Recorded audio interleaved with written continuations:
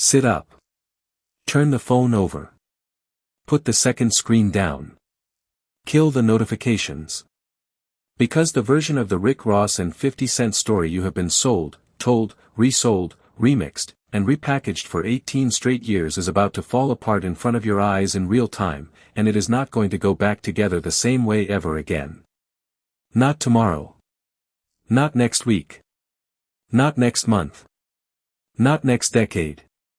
The whole thing is cracking on its own foundation right now, tonight, this hour, and nobody in the culture is going to be able to uncrack it once the paperwork finishes speaking for itself. Because it was never the lawnmower. It was never the coffee table cash. It was never the money sandwich photo. It was never the fridge full of dollars boomerang. It was never the commercial flight in a third world terminal. It was never Officer Ricky. It was never the 18-year parade of jokes that trended with smoke. Thick smoke. Expensive smoke.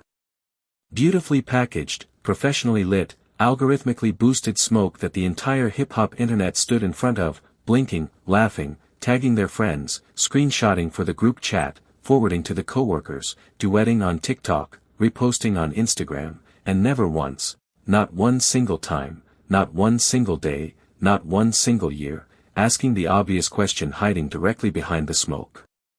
And while the whole culture stood there mesmerized, something else was moving. Something quiet. Something patient. Something surgical. Something connected to a Fayetteville estate, a Miami hangar, a national restaurant licensing arrangement, a car warehouse insurance policy, and a paper trail that allegedly stretches from a Florida corrections office all the way to an overseas server most of the internet does not even know exists. Nobody caught it. Not the blogs. Not the podcasts. Not the reaction channels dropping hot takes every 12 minutes. Not the ghostwriters. Not the culture critics. Not the columnists. Not the shade rooms. Not the gossip pages. Not the people who claim to be inside every meeting in every corner office in every skyscraper on 6th Avenue. But Curtis Jackson caught it. And the second Curtis Jackson decided to say the quiet part out loud on a live broadcast, the entire architecture Rick Ross has spent 2 full decades constructing started shaking on its own foundation with nobody laying a finger on it. So sit down. Turn the volume up. And put the phone face down because what is coming next is not a rap breakdown. What is coming next is a forensic autopsy of the most expensive misdirection in modern hip-hop history. And by the time we finish, your eyes are going to be open in a way they have never been open before, and I promise you, you will never watch a single Rick Ross meme the same way again for the rest of your entire life. Let me repeat this so nobody can miss it and nobody can misquote it later. The Rick Ross vs 50 Cent feud was a decoy. A decoy. A distraction. A magic trick performed at scale in front of a global audience for 18 unbroken years. Once you see it, you cannot unsee it.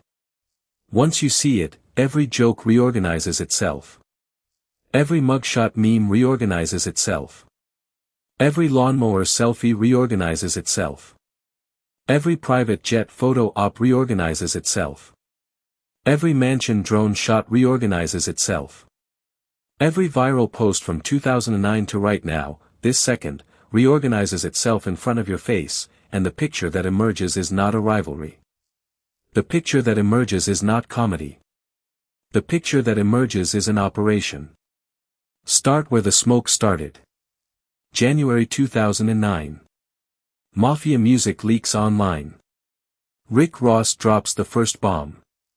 Rick Ross wraps luxury imagery around a boss persona built brick by brick out of Miami XS and Maybach mythology. And what does Curtis Jackson do in return? Curtis Jackson does not counter with a diss track. Curtis Jackson does not counter with a mixtape. Curtis Jackson does not counter with an 8-bar freestyle. Curtis Jackson counters with paperwork. That is the detail everybody in the culture remembers wrong, and it is the single most important detail in the entire timeline. Curtis Jackson did not go bar for bar. Curtis Jackson went document for document. And that single tactical choice, the choice to fight a music war with public records instead of 8 bars over a beat, is a thumbprint. That is the fingerprint on the entire 18-year operation. Because Curtis Jackson has never once, not one single time, ever come at Rick Ross the way a rapper comes at a rapper. Curtis Jackson has always come at Rick Ross the way a forensic accountant comes at a suspect. And nobody in the culture, ever stopped to ask the obvious question. Why? Why paperwork? Why records? Why receipts? Why a corrections photograph as the opening salvo of a music war? Officer Ricky was never a punchline. Officer Ricky was a receipt. A public record pulled straight from a Florida corrections database.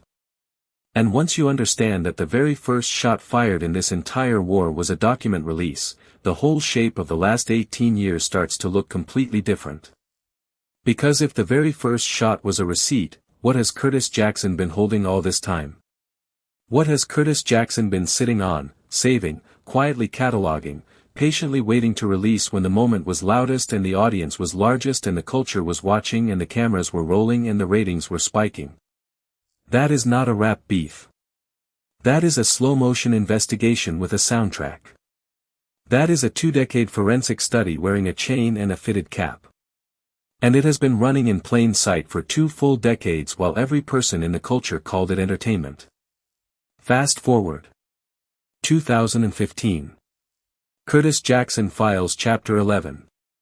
Rick Ross throws a party. Rick Ross tells the world Rick Ross's own legal team pulled up the accounts, saw a 2-bedroom apartment sitting on the ledger, and felt bad.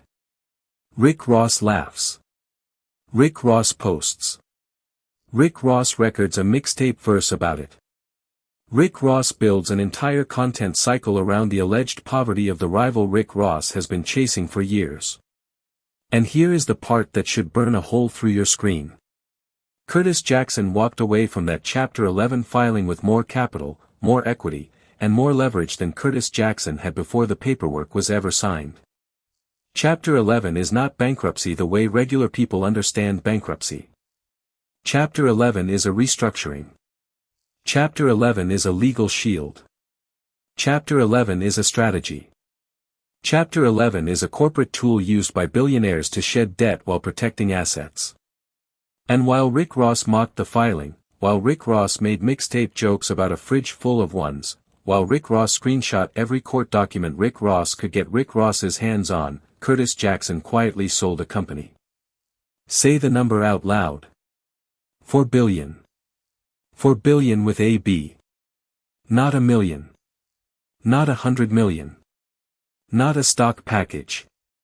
Not a streaming deal. $4 billion, cash and equity, exchanged over a beverage brand that started with a handshake in a boardroom nobody in the culture was allowed inside. Rick Ross was laughing at a man who was engineering an exit worth more than the entire Maybach Music Group catalog combined. Times 10. Times 20. Times 50. Times 100. And nobody caught it. Nobody connected the dots because everybody was too busy watching the smoke. Watching the money sandwich. Watching the coffee table cash. Watching the fridge full of dollars. Watching the show. That was the show. The show was working exactly the way the show was designed to work. Say the word one more time for the algorithm. Designed. Say it again. Designed. Because a 2-decade misdirection does not happen by accident. A 2-decade misdirection happens because somebody built it. Which brings the story to what Rick Ross calls the Promised Land. Fayetteville, Georgia. 109 rooms. A mansion once owned by Evander Holyfield, purchased by Rick Ross, splashed across every music video, every social media post, every documentary, every magazine feature, every drone shot Rick Ross could commission. The mansion becomes the brand. The brand becomes the mansion. The mansion becomes the identity. The identity becomes the wallet. The wallet becomes the storefront. And this is exactly where every analyst, every podcast, every blog, every reaction channel went blind at the same exact moment in modern hip-hop history. Because nobody, and I want you to feel this one, nobody ever asked how a 109-room mansion, a private jet, a warehouse of classic cars, a national restaurant licensing arrangement, and multiple Miami properties were all being carried simultaneously on the balance sheet of a Maybach Music Group release schedule that has been statistically declining for the better part of a decade. Rick Ross's most recent album reportedly moved fewer than 10,000 streams on release day. 10,000. Not 10 million. Not a million. Not 100,000. 10,000. And yet the promised land grew. The jet got Starlink. The Wingstop portfolio expanded. The car collection multiplied. The staff swelled. The gates got taller. The perimeter got wider. The kitchen got bigger. How? How does the math work?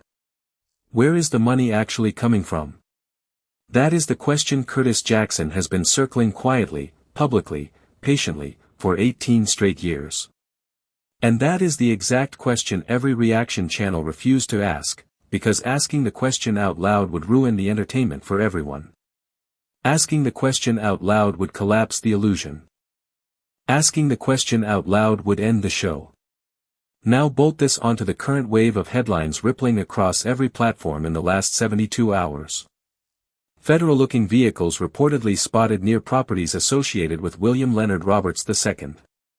Bystander clips of tow trucks staged near a Miami private aviation hangar. Screenshots of restricted access notices allegedly attached to gates. Transport equipment reportedly lined up near a storage facility rumored to house Rick Ross's classic vehicle collection. Grainy phone footage of what internet sleuths are calling ledger pages pulled from an overseas server. Anonymous accounts claiming to have contacts inside a regional field office.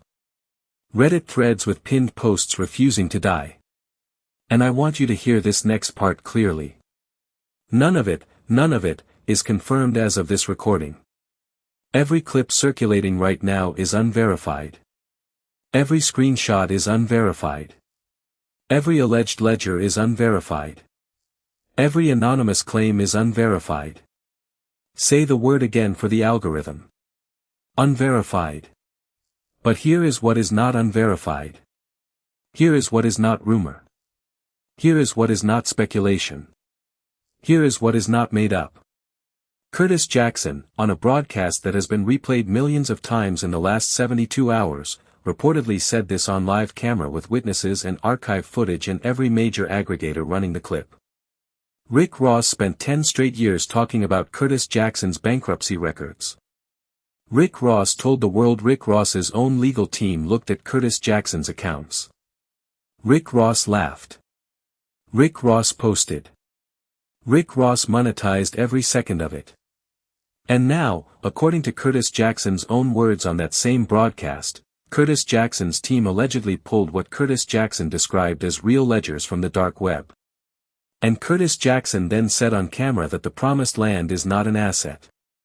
Curtis Jackson said the promised land is a stage prop. Curtis Jackson said the government just got the master keys. Curtis Jackson said this on live audio with a live audience of millions of witnesses. Those are not rap lyrics. Those are not diss bars. Those are not battle rap punchlines. Those are sentences a forensic accountant would say. Those are sentences a federal prosecutor would say.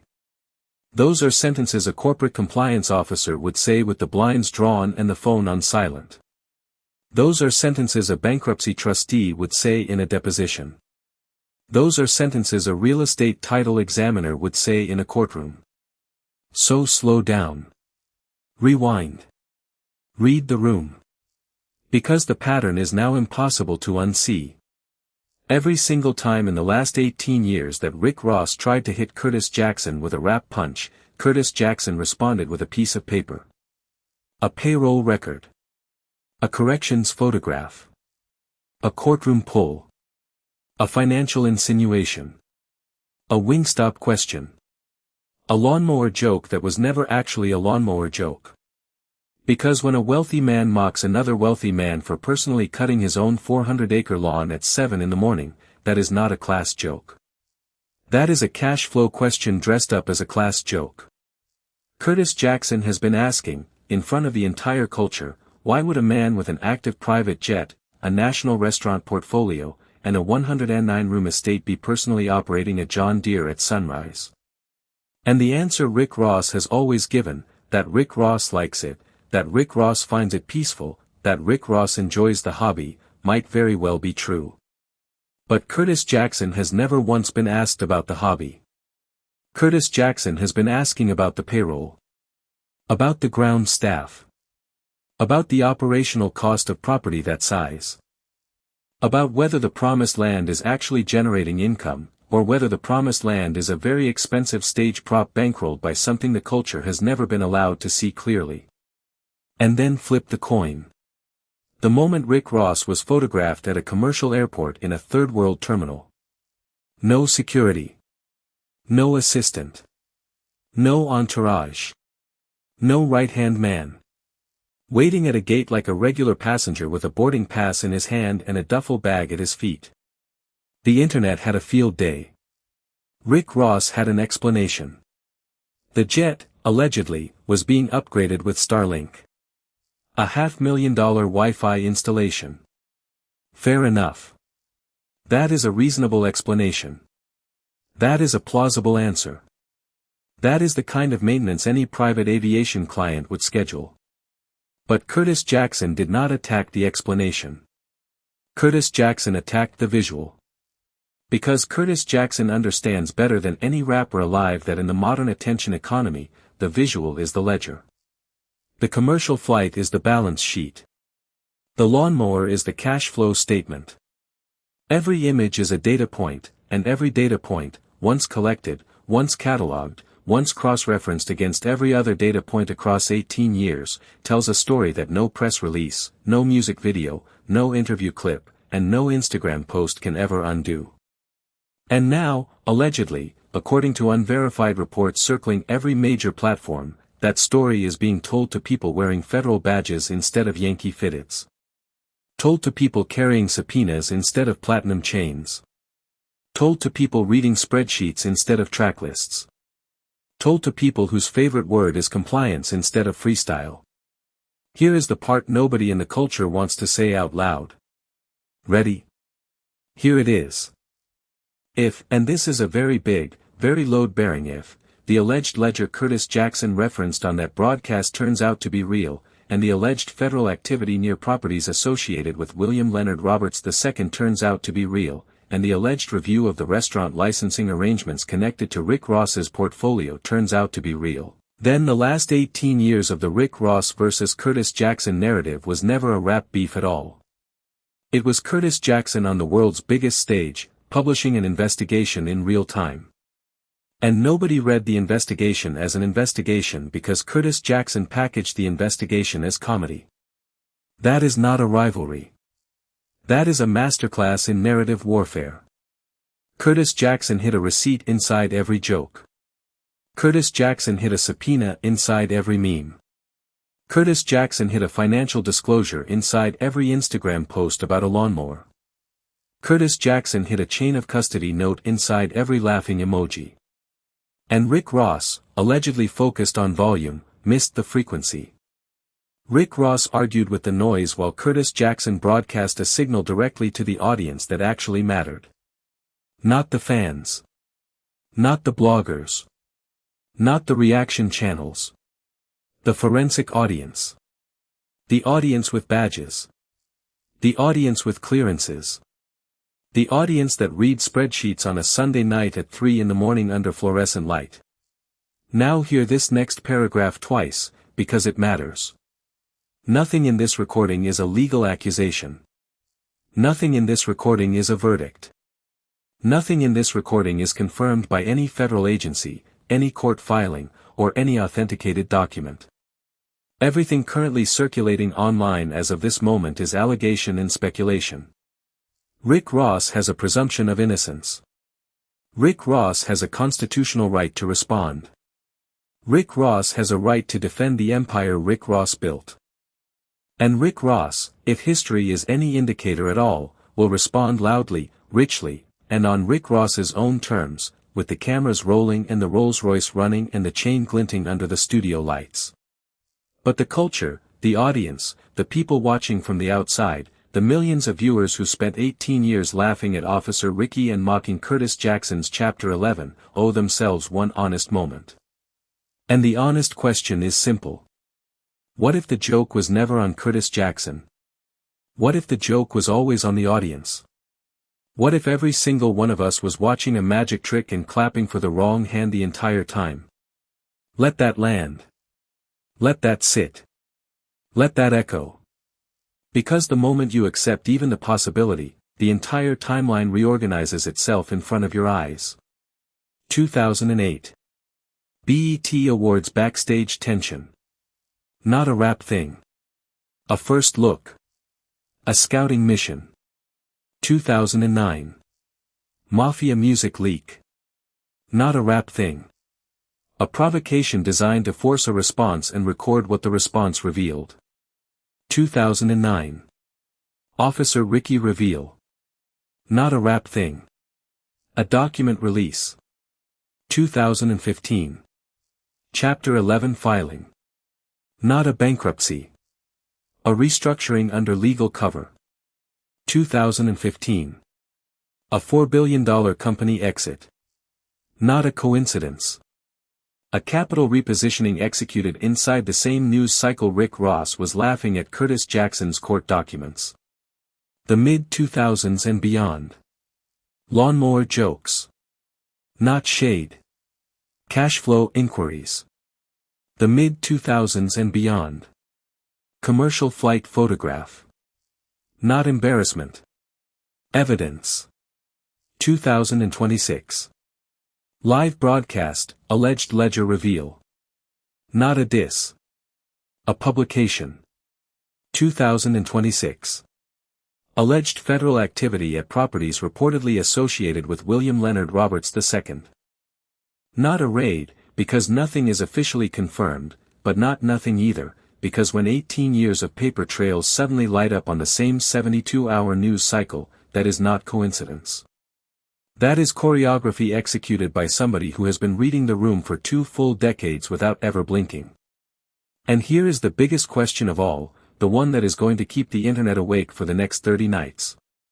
If Curtis Jackson has actually been running a 2-decade forensic operation disguised as a rap beef, then who else is on that ledger?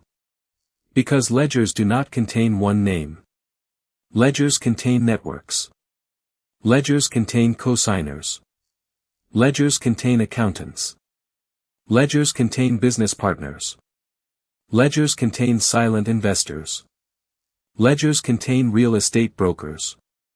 Ledgers contain jet leasers. Ledgers contain merchandising vendors. Ledgers contain security contractors. Ledgers contain the people who signed the paperwork for the promised land. Ledgers contain the executives who structured the restaurant deal. Ledgers contain the compliance officers who signed off on wire transfers most people in the culture will never see. Say the sentence again. Ledgers contain networks. And that is the second shoe. The second shoe has not dropped yet.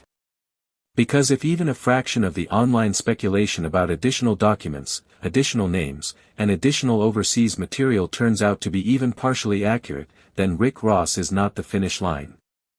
Rick Ross is a doorway. Rick Ross is a hinge. Rick Ross is a threshold. And the hallway behind that door might be very, very long, and very, very loud when the lights come on. That is why every executive in hip-hop is quietly refreshing news feeds at 3 in the morning. That is why alleged screenshots of nervous group chats between music industry insiders have reportedly been leaking for 48 straight hours. That is why one anonymous executive reportedly told a major outlet that if any additional records are ever released, the fallout, and this is a direct paraphrase, would not stop at one artist. Read that sentence again. Would not stop at one artist. Would not stop at one label. Would not stop at one city. Would not stop at one country. So who is standing in the hallway behind the door? Who is holding the door open? Who is holding the key? Who is holding a lawyer on speed dial? Who is quietly moving assets from one holding company to another as we speak?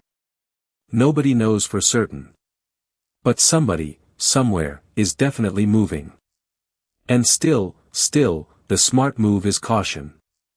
Because rumors move faster than facts, and social media rewards speed over accuracy every single time. Every viral post. Every reaction clip. Every screenshot with a red circle drawn around it has to be weighed against the reality that nothing has been officially confirmed. Nothing.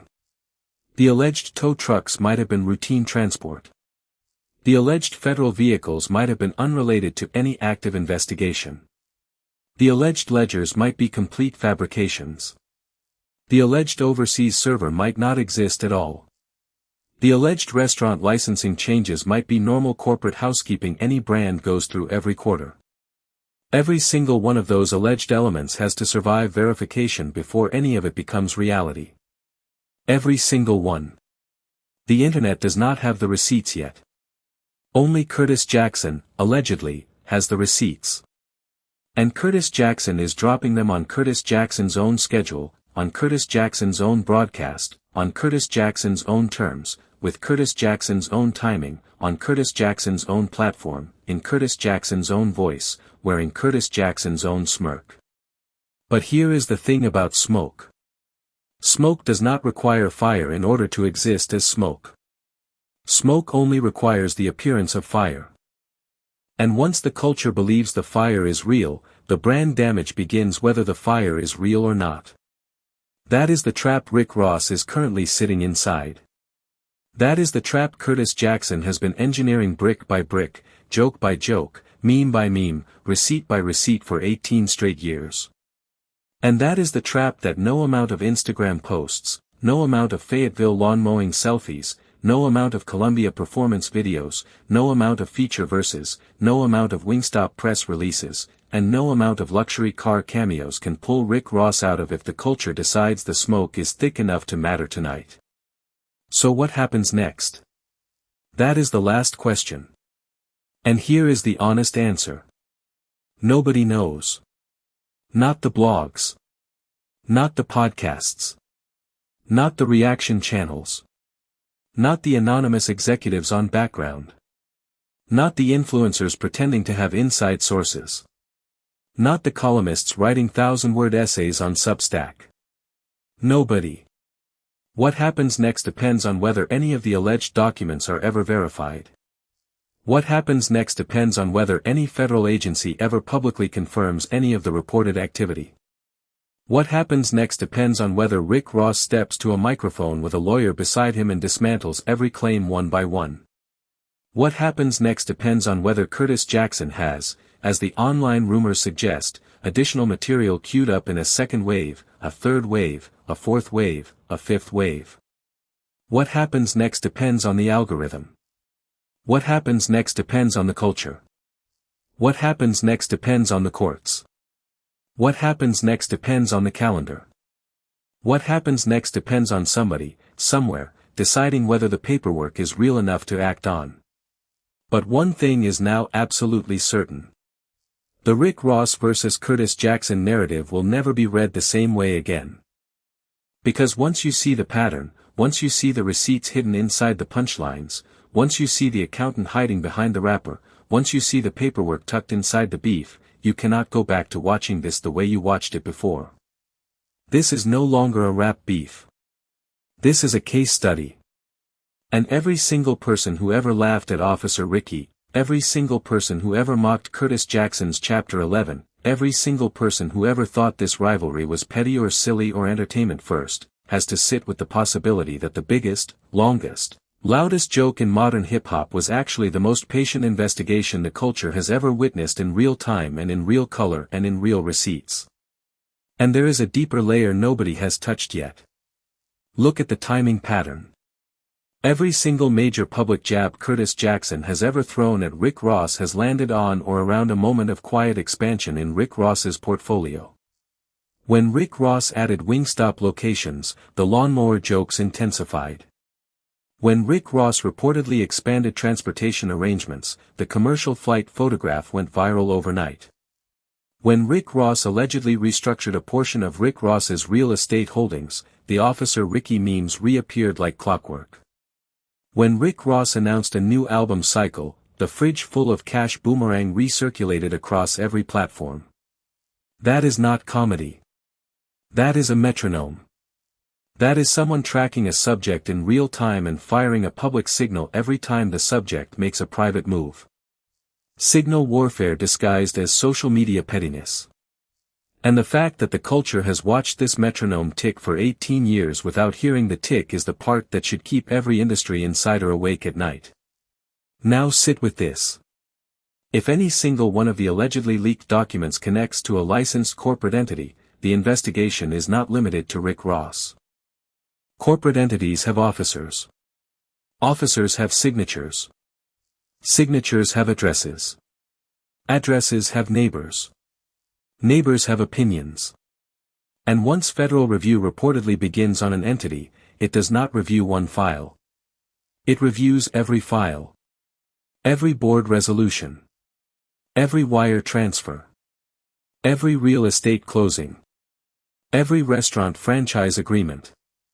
Every private jet lease. Every insurance policy. Every contractor invoice. Every payroll record. Every merchandising memo. Every talent agreement. Every management commission.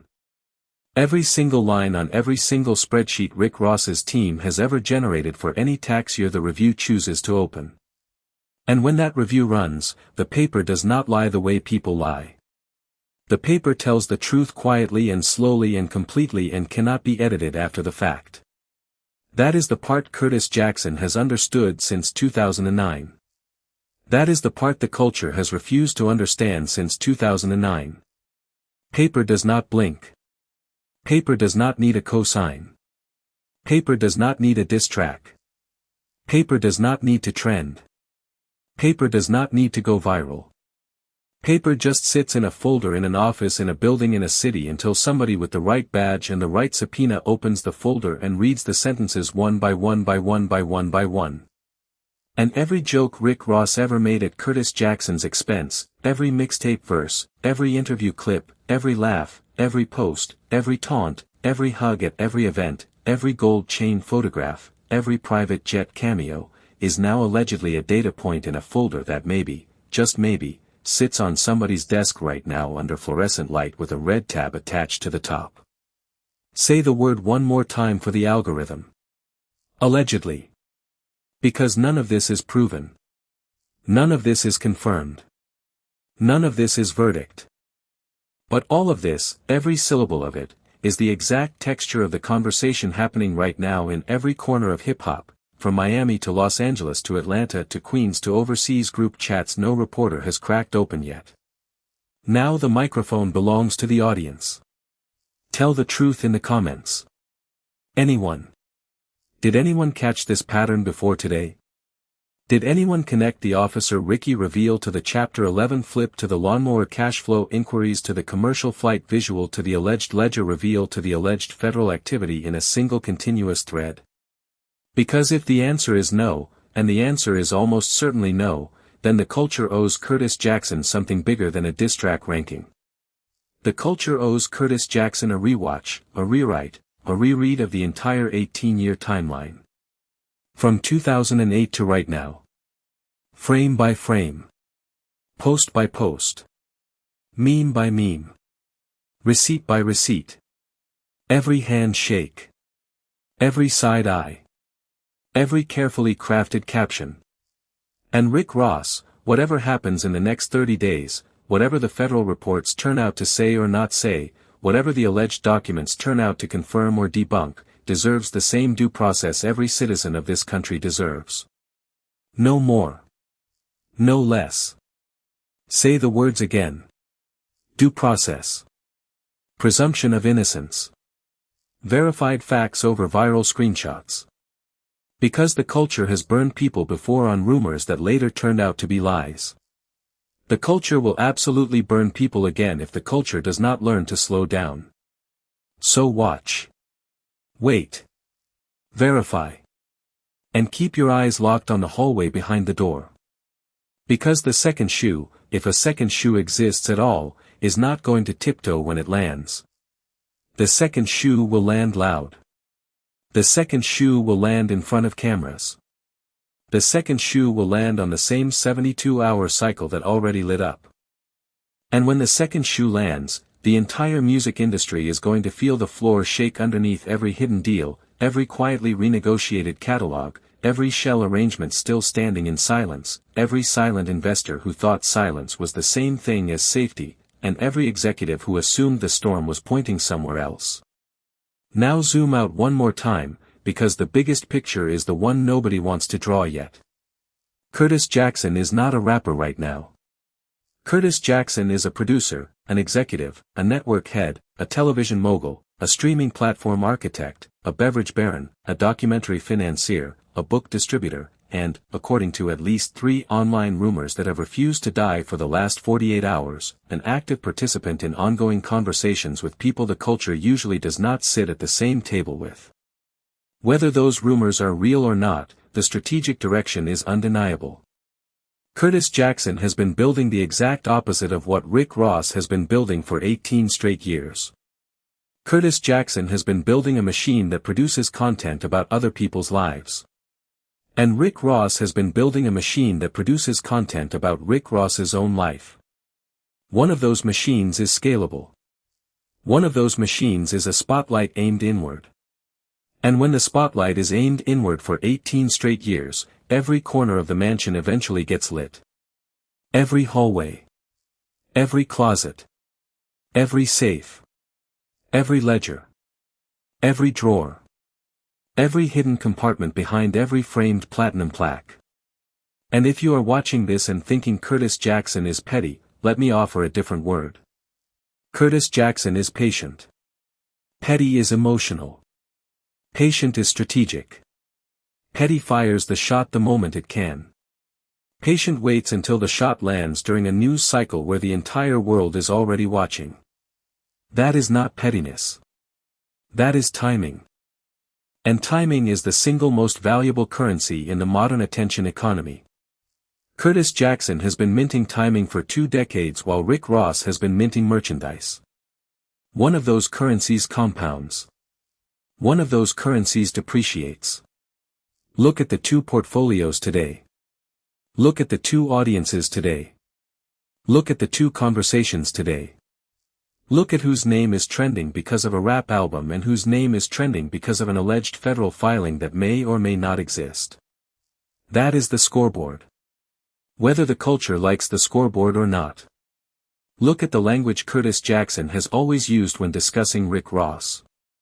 It has never been the language of a rap opponent. It has been the language of someone building a case file. Curtis Jackson has referenced payroll, tax filings, restaurant royalties, correctional records, streaming reports, settlement documents. That vocabulary is not the vocabulary of a rap beef. That vocabulary is the vocabulary of a compliance audit narrated by someone with a personality large enough to make the audit go viral. If any of this landed, if any of this hit different, if any of this made the last 18 years reorganize inside your head, then do the thing. Hit the like. Hit the subscribe. Drop a comment telling the culture exactly when you first started noticing the pattern. Share this video with a friend who still thinks the Rick Ross vs. Curtis Jackson situation was just a rap beef, because that friend is about to get a wake-up call in the next news cycle. And keep the notifications on, because the next update is coming, and the update after that is coming, and the chapter after that is going to be louder than the last chapter. And the chapter after that is going to make every previous chapter look like a warm-up. Stay locked in. Stay skeptical. Stay curious. And do not, under any circumstances, look away from the promised land, from the Wingstop portfolio, from the overseas server rumors, or from a man in a tinted lawnmower cabin cutting 400 acres of grass at 7 in the morning. Because somewhere in the middle of all of that noise, the real story is still